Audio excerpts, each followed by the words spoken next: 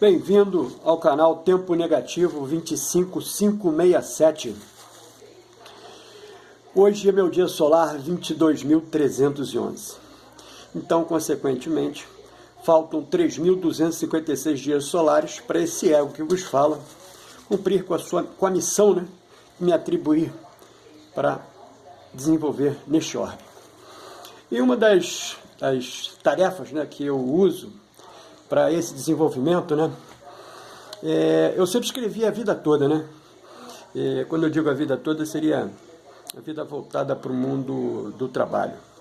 E também vou fazer um vídeo depois falando sobre a etimologia dessa palavra trabalho, que para mim é horrível, tem um peso péssimo, negativo, a pampa. Mas, em suma, isso é papo para depois.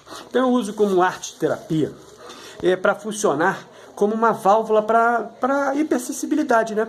E o que é essa minha arte-terapia? Como eu escrevi grande parte dessa vida do trabalho, né?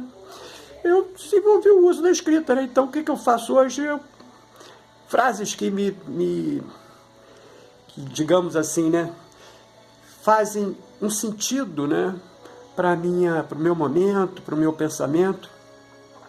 Então, eu coloco no papel e, de forma com as letras maiores, depois faço o contorno, né, com uma outra cor. E porque durante esse tempo, né, que eu faço essa arte-terapia, né, me ajuda a pensar, né, me esclarece algumas dúvidas que eu estou ali naquele momento mastigando, né. Essa arte-terapia aqui eu ainda não acabei, é do Diógenes de Sinope. É super legal que ele fala sobre a liberdade. Então eu vou ler para vocês e eu quero fazer uma provocação, né? E vou usar essa provocação como introdução para esse vídeo, né? Desculpe, para essa verbalização que eu vou fazer daquele meu projeto, né? Dos 9 vídeos. Então, a leitura é assim, ó. Só é verdadeiramente livre quem está sempre pronto para morrer. Os piores escravos são aqueles que estão servindo constantemente às suas paixões. Diógenes de Sinope, nascido em 413 a.C., falecido em 323 a.C. Até uma passagem rápida, né, que Alexandre o Grande, né, quando conquistou, né, a província de Sinope, quis conhecer Diógenes. E chegou para Diógenes e falou assim para Diógenes. Diógenes estava sentado junto lá do barrilzinho dele, que não era bem um barril, né? Era uma tirrina, né? Que ele usava para dormir e para se banhar, se proteger, em suma. Né? E sempre cercado de cachorros, né? Por isso que ele vai ser conhecido também como o cínico, né? De Canis, né? Pois bem, e Alexandre vira para ele e fala assim: Diógenes, pede o que você quiser, que eu vou te dar. E Alexandre estava na frente do sol. Diógenes olhou para ele e falou assim: não promete aquilo que você não é capaz de cumprir. Então, só te peço que saia da frente do meu sol. Mágico, né? Quem escreveu isso foi Plutarco, né? Plutarco escreveu essa fala, né? Em suma, e a provocação: você é livre ou é escravo? Escreve aqui no comentário. Escreve por que você é livre, por que você é escravo. Te dei uma pista num desses vídeos anteriores, né, que eu venho te entregando. Te dei uma pista falando sobre isso, sobre liberdade, hein? Quiser a pista, vê esses vídeos lá. Em suma, deixamos de tanta conversa que me animo de falar, né? Outro dia eu estava ouvindo Clóvis falando, Clóvis de Barro Filho, né? E ele falava assim: eu sou capaz de me ouvir durante centenas de horas. Eu não sou capaz de me ouvir durante centenas de horas. Eu não tenho essa capacidade. Eu sou muito superficial. Mas eu adoro, no momento que eu consigo levar toda a minha, elucubração mental para as palavras e fazer entrega. Então, somos diferentes, e muito diferentes, muito diferentes. Clóvis é lá em cima, eu sou aqui embaixo, escondidinho. Mas, em suma, somos únicos, né? Só vai haver um único Clóvis de Barros, só vai haver um único ego desse que vos fala agora. Então, a minha entrega de hoje, eu vou verbalizar para vocês 659 palavras daquelas 5.171 que eu havia produzido de um vídeo do canal Sabedoria Diária. E é super legal que dá pra gente fazer vários desdobramentos, né? Pelo menos eu consigo fazer esses desdobramentos, né? Com referência a esse escrito. De novo, fui eu que escrevi, né? Então a escrita está sempre muito presente. E assim eu verbalizo. Há também algo de sagrado em entender que nem sempre conseguiremos resolver tudo nesta vida. Algumas histórias ficam em aberto, algumas pessoas vão embora sem pedir desculpas, alguns ciclos terminam antes que possamos compreender por completo. Está tudo bem, porque a alma trabalha com paciência. Ela sabe que o tempo não é um inimigo, mas um aliado, que mesmo que hoje parece inconcluso, está se encaixando em algum lugar que nossos olhos ainda não alcançam. A vida não exige que tudo seja resolvido. Ela só pede presença, coragem e entrega. Acredito que eu tenha o terceiro e o primeiro. O segundo, nem tanto.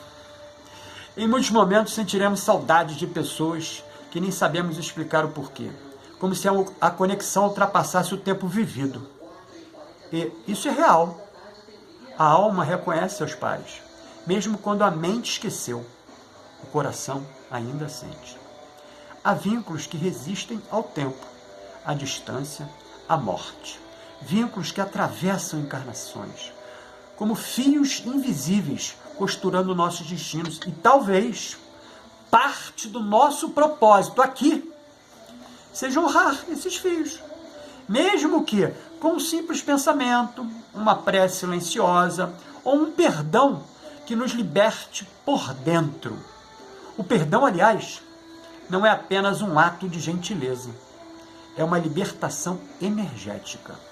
Não significa aceitar ou justificar o que ferimos, mas soltar o que nos prende ao passado.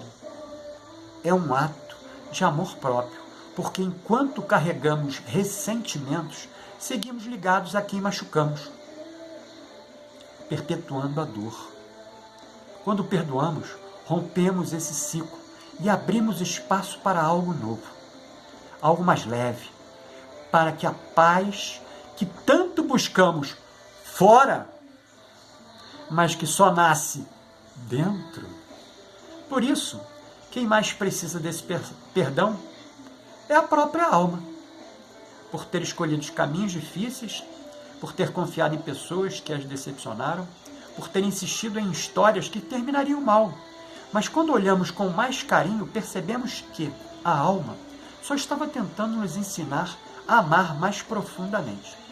Lembrando de novo, a alma aqui no canal é a tripartição superior, corpo mental abstrato ou causal, corpo búdico e corpo átma, todos eles etéreos. O único que ainda a gente consegue pensar, a nível de elemento seria o corpo mental abstrato, que seria formado de éter. Éter aí como a substância do universo superior. Os outros dois são só energia, não tem mais nenhum tipo de elementaridade da sua composição. E continuando, a própria alma, por ter escolhido caminhos difíceis e por ter confiado em pessoas que a decepcionaram, por ter insistido em histórias que terminariam mal. Mas quando olhamos com mais carinho, percebemos que a alma só estava tentando nos ensinar a amar mais profundamente. Quero mudar esse, que eu não mudei antes, quero mudar aqui. Ensinar não é bom. A alma só estava tentando nos demonstrar amar mais profundamente. Amar mesmo com o coração em pedaço. Amar até quando o amor não veio do outro. Amar com maturidade, com compaixão, com presença. Carl Jung dizia em algumas de suas palestras, nos seus seminários, né, que por acaso eu tenho grande parte da coleção, eu sou extremamente voltado, né, a esse pensamento junguiano, né, analítico, só a psicologia analítica, que me dá base de sustentação de todo o meu chão para eu poder fazer esse transcurso aí, né, do 25.567, né.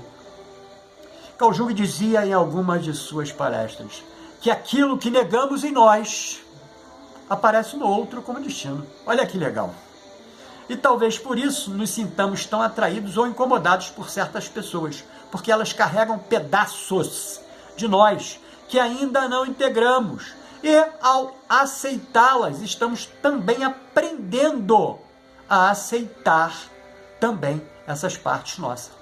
Cada relacionamento é, portanto, um espelho da alma, um reflexo daquilo que precisamos ver, tocar, curar.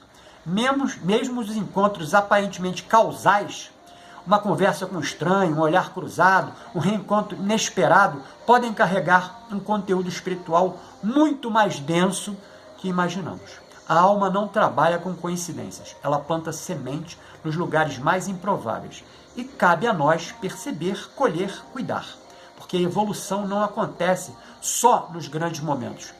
Ela se revela no cotidiano, nos gestos silenciosos, nos olhares que dizem tudo, nos silêncios que transformam. A alma nos chama o tempo todo através da dor, da alegria, da saudade, dos sonhos. E quando começamos a ouvir com atenção, percebemos que nunca estivemos sozinhos. Que há um fio ligando todos os eventos de nossa história. Que há uma sabedoria oculta por trás de cada escolha, inclusive aquelas que não conseguimos entender.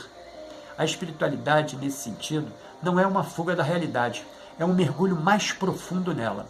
E olhar para tudo com mais sensibilidade, mais respeito, mais gratidão. E sim, haverá momentos em que tudo parecerá confuso, injusto, sem sentido. Haverá dias em que o coração estará pesado e a alma em silêncio. Mas mesmo nesses momentos, algo dentro de nós continua se movendo, continua escolhendo, continua confiando, porque a alma sabe o que a mente ainda está aprendendo. Que cada experiência, por mais desconcertante que seja, está nos levando de volta para casa. E esse lar não é um lugar físico. É um estado de ser. Um estado de lembrança, de reconexão com o que é essencial. Você me vê no próximo vídeo. Escreve para mim, aqui nos comentários. Você é livre? Você é escravo? Por quê?